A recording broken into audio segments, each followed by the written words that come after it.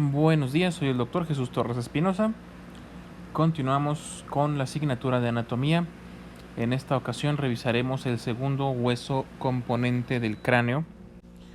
Este hueso etmoides forma parte de lo que sería la base del cráneo. El cráneo lo vamos a dividir en dos porciones. Una bóveda, es la parte de arriba, ¿sí?, lo superior, y una base o piso, ¿sí?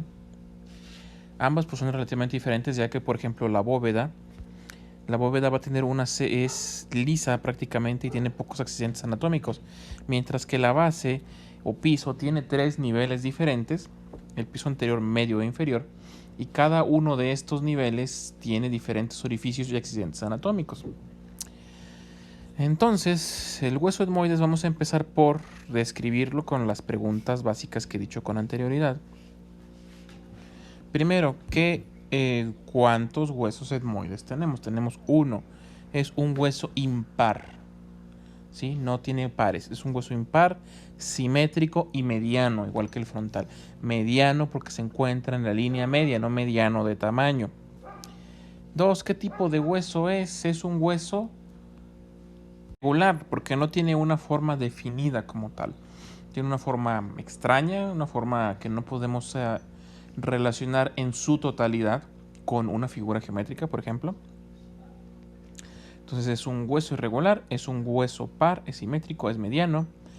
Va a estar compuesto casi en su totalidad por lo que sería hueso compacto, puras láminas de hueso compacto entrelazadas una con otra, ¿sí?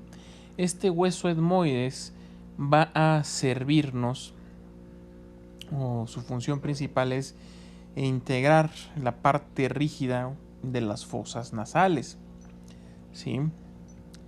¿Cuántas partes tiene o qué forma tiene en particular? Este hueso etmoides va a estar configurado por dos laminillas de hueso, una horizontal y una vertical, ¿sí? Y a su vez, de las láminas horizontales a los lados salen unas masas cuadrangulares que se llaman masas laterales, también compuestas por tejido compacto. Entonces, como he dicho, casi todo es de tejido compacto. ¿Dónde se va a localizar? Pues se va a localizar en la línea media por debajo del hueso frontal. Si recuerdan, en la clase anterior mencionamos en la porción inferior de la cara exocraniana del hueso frontal, mencionamos una escotadura. Esa escotadura es la escotadura etmoidal. En esta imagen estamos viendo un corte coronal del cráneo que nos permite ver por arriba todo el piso del cráneo. Esa escotadura se localiza aquí. Esta es la escotadura etmoidal vista desde adentro del cráneo. Y lo que vemos en amarillo es el hueso etmoides, ¿sí? Ahora, aprovechando esta imagen en la que vemos el piso del cráneo, cabe decir que el piso del cráneo se va a dividir en tres porciones. La primera es por delante de las alas menores del esfenoides, otro hueso. Entonces, toda esta región en amarillo es el piso anterior. Luego, todo lo que tenemos aquí por detrás de los peñascos del temporal, esto en verde va a ser el piso medio. Y por último, esto que está aquí en rojo es el piso posterior o piso inferior, ¿sí? Entonces, son los tres pisos que conforman el piso de la base del cráneo, ¿sí? Cada uno contiene estructuras diferentes. Por ejemplo, en el piso anterior podemos encontrar descansando los lóbulos frontales del cerebro, ¿sí? Y en gran parte de lo que sería la cresta frontal, esta cresta frontal de aquí, ahí se va a insertar un desdoblamiento o un pliegue de la dura madre que se llama la hoz del cerebro. O sea, es un pliegue medio rígido que va a cortar o a separar los dos hemisferios cerebrales y tiene una forma de una hoz. Una hoz es una herramienta utilizada en agricultura para cortar o segar el trigo. Ahora, en esta imagen que vamos a aprovechar al máximo, vamos a ver varios de los huesos. El primero, el que ya vimos, es este hueso en rojo. Es el hueso frontal, salvo que aquí pues está cortado una parte de la escama y vemos la porción horizontal que tiene, pero desde una vista endocraniana. Este hueso en amarillo, lo poquito que alcanzamos a ver aquí, es el hueso etmoides. En verde, de este lado, esto en verde que vemos aquí, es el esfenoides, otro hueso irregular que también conforma la base del cráneo. Por detrás de este encontramos los temporales, son estos dos marcados en azul, los huesos temporales, que son importantes en el sentido de que en ellos se almacena el sentido del oído. Y por último, este otro con este orificio enorme es el occipital. Entonces, si les llegamos a preguntar cuántos huesos forman el piso del cráneo, cuéntenos, son 1, 2, 3, 4, 5 y 6. Son 6 huesos los que forman. Uno de esos huesos esparos son dos temporales, un occipital, un etmoides, un esfenoides y un frontal. Ahora bien, el hueso etmoides no lo vemos en su totalidad en esta vista. En esta vista alcanzamos a ver, si recuerdan lo que les acabo de decir, tenemos dos láminas de hueso, una horizontal y una vertical. Lo que alcanzamos a ver es la horizontal, ¿sí? Una recostada y la vimos desde arriba. Si se fijan en la imagen, esta lámina vista desde arriba, pues pareciera como que está llena de agujeros, de pequeños orificios, ¿sí? Estos orificios hacen que en sus libros le nombren a esto como lámina cribosa. Cribosa. Como las cribas. ¿Qué es una criba? Si han visto trabajar alguna vez un albañil, los albañiles criban la arena, utilizan una malla puesta en un bastidor de madera para separar la piedra de la arena. Entonces, como esto se parece a una criba por los orificios que tiene, se le llama lámina cribosa, ¿sí? Por encima o en el centro, en el medio de esta imagen, alcanzamos a ver una especie de cresta. Esta cresta también sirve para la inserción de la hoz del cerebro, que también se inserta en la cresta frontal. De hecho, podemos decir que es una continuación de la cresta frontal. Hacia adelante delimita el agujero ciego y hacia atrás pues se disminuye hasta que acaba uniéndose al pico del esfenoides. Esta cresta recibe el nombre de crista galli, ¿sí? ¿Qué significa crista galli? Significa cresta de gallo. Muchas de las palabras que se utilizan en anatomía o son nombres propios, o sea, son epónimos, o sea, que quiere decir que están nombrados a partir del nombre de una persona real, o son haciendo alegoría en latín o alguna otra lengua muerta a alguna cosa de la vida cotidiana. Entonces esta se va a llamar así, crista galli, con doble L, que pues si lo tradujéramos se llamaría cresta de gallo. ¿Por qué? Porque pues si lo vemos de forma lateral, pues va a parecer o a simular con algo de imaginación una cresta de gallo, ¿sí? Ahora, estos agujeros en particular están sirviendo como comunicación entre el interior del cráneo y el interior de la nariz, porque por debajo de esta lámina encontramos las fosas nasales, ¿sí? Es sobre esta lámina donde descansan dos situaciones que son los bulbos olfatorios, y las raíces que emanan de esos bulbos olfatorios atraviesan los agujeros de la lámina cribosa y van a dar a la nariz, lo que nos permite convertir pequeñas partículas de diferentes sustancias en olores que el cerebro puede interpretar, ¿sí?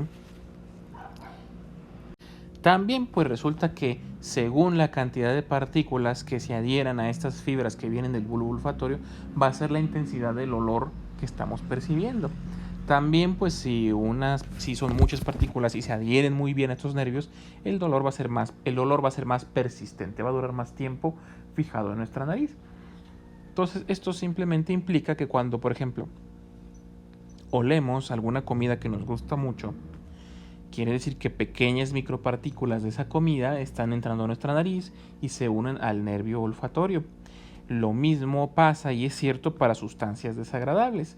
Por ejemplo, el olor que genera la carne putrefacta quiere decir que hay restos o micromoléculas de esa carne putrefacta que se unen a nuestra nariz. ¿Sí? Se unen a estos nervios y generan el olor. ¿Sí? Al interpretarlo a través de los nervios que luego directamente se comunican al cerebro. Entonces, volviendo a lo que es el hueso etmoides se va a encontrar adelante y abajo en el cráneo. Entonces tiene una posición antero-inferior y va a estar inferior al hueso frontal, aunque ambos huesos van a ser medianos porque se localizan en el eje medio o sagital. ¿Sí? También podríamos decir que está en la parte anterior y media de la base del cráneo. En esta imagen podemos apreciar un corte frontal. ¿Sí? Estamos viendo desde adelante, desde enfrente, el cráneo. Nada más que aquí, si observan estas superficies porosas, esto es indicativo de que aquí ha habido un corte. Hemos cortado la parte anterior de varios de los huesos de la cara y el cráneo. Aquí vamos a ubicarnos. Este hueso de aquí es el hueso frontal, ¿sí?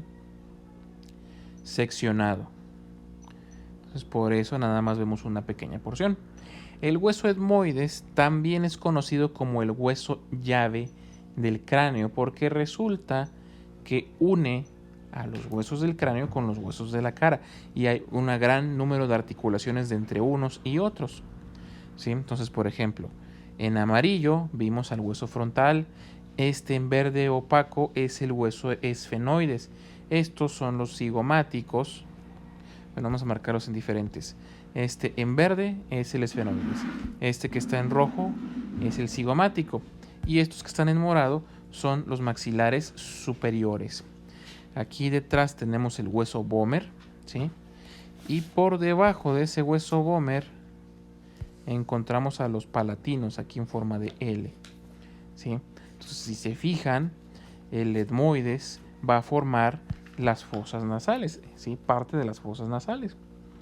Ahora, en este corte podemos visualizar una vista anterior de ese hueso etmoides, ¿sí? Entonces se le pone otro color. Entonces técnicamente aquí estaría una de las láminas, la lámina horizontal, que también se le puede llamar lámina cribosa. Esta de aquí sería la lámina perpendicular, ¿sí? De la cual se van a desprender unas cosas que son los cornetes, vamos a ver esos más adelante. Y a los lados encontramos las masas laterales. Estas masas laterales tienen una forma de cubo o cuboidea que pues nos da una idea de que tienen 6 caras. Y estas 6 caras pues van a estar en comunicación con diferentes huesos. Ya mencionamos que las caras superiores de estas masas laterales se van a articular con el hueso frontal y nos van a formar las celdas frontoetmoidales. Esta es la misma imagen que la anterior, pero pues puestos en puntos rojos tenemos los huesos con los que se articula este hueso etmoides, que habíamos dicho que era parte de las preguntas esenciales a responder. ¿Con qué hueso se articula? Entonces se va a articular con el hueso frontal, se va a articular con el hueso esfenoides, se va a articular con el maxilar superior, con el cigomático no, porque ese ya está articulado de forma indirecta de otra forma. Se va a articular con los cornetes inferiores y se va a articular con el hueso vomer, ¿sí? Que es un hueso de la nariz que forma parte del tabique nasal, ¿sí? Ahora, esta imagen nos sirve también para ver que varios de los huesos de la cara están ahuecados.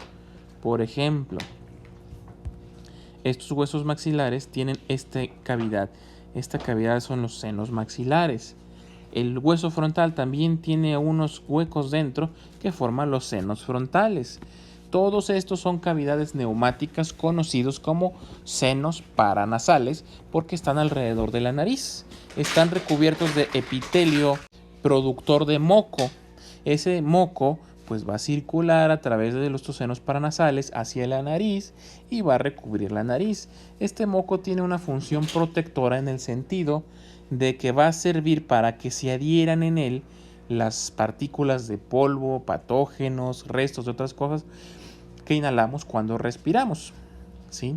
Ahora esto no acaba ahí, todas estas partículas se pegan a este moco y este moco circula a través de las fosas nasales hacia la nasofaringe, de la nasofaringe pasa a la faringe como tal, o orofaringe, y de ahí baja hasta la laringofaringe y se comunica con el esófago. Entonces todo el moco que producimos en la nariz y los senos paranasales, y que pues obviamente no sale porque no sonamos la nariz, va a ir a dar al estómago, donde todas las partículas de polvo, donde todos los patógenos atrapados, pues van a ser destruidos por el ácido clorhídrico, ¿sí? Generando así una especie de incinerador de desechos o de basura.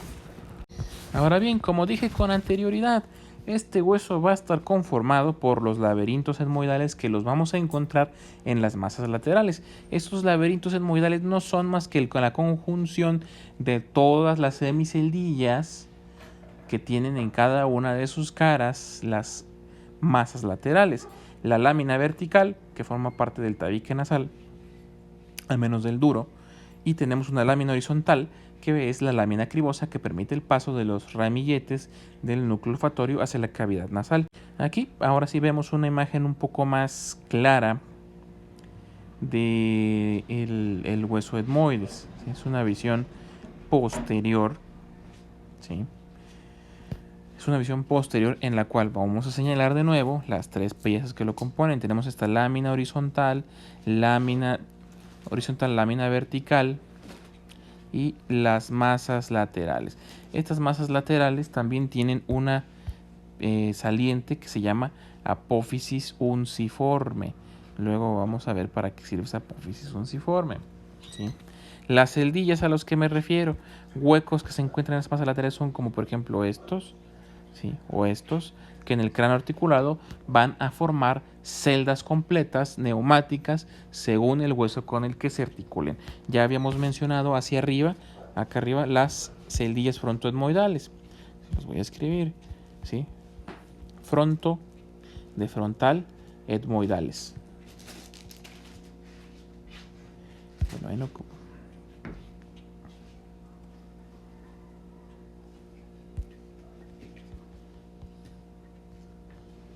Frontoetmoidales, ¿sí? Así hay más que vamos a ir viendo conforme vayamos viendo las diferentes caras de las masas laterales, ¿sí?